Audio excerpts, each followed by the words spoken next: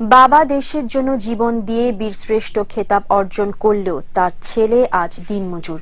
কখনো চায়ের দোকানে রেস্তোরাঁয় পানি টেনে, আবার কখনো দিনমজুরের কাজ করে পরিবার নিয়ে মানবেতর জীবনযাপন করছেন বীরশ্রেষ্ঠ রুহুল আমিনের ছেলে শওকত।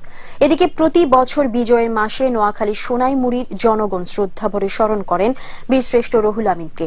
নোয়াখালী প্রতিনিধি জাহিদুর রহমান শামীমের রিপোর্ট, জানাচ্ছেন ফয়সাল সরকার।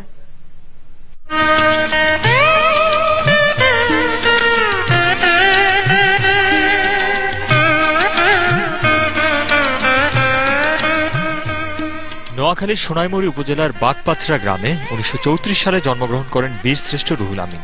নৌবাহিনীতে কর্মরত অবস্থায় ১৯৭১ সালে স্বাধীনতা যুদ্ধে অংশ নিয়ে শত্রুদের বোমার আঘাতে শহীদ হন বাংলার এই কৃতি সন্তান।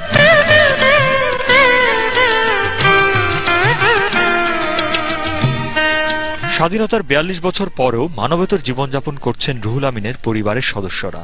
দিনমজুরের কাজ করে স্ত্রী ও শিশু কন্যাকে নিয়ে জীবিকা নির্বাহ করছেন তার ছোট ছেলে শওকত আলী।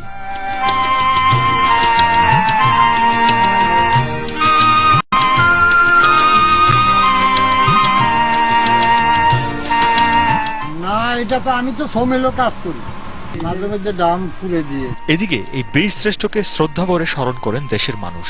ঘুরে দেখেন বীরশ্রেষ্ঠ রুহুল আমিন জাদুঘর ও গ্রন্থাগার।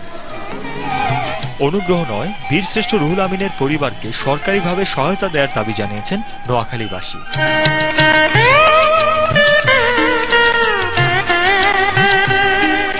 Desk report, ২১ television.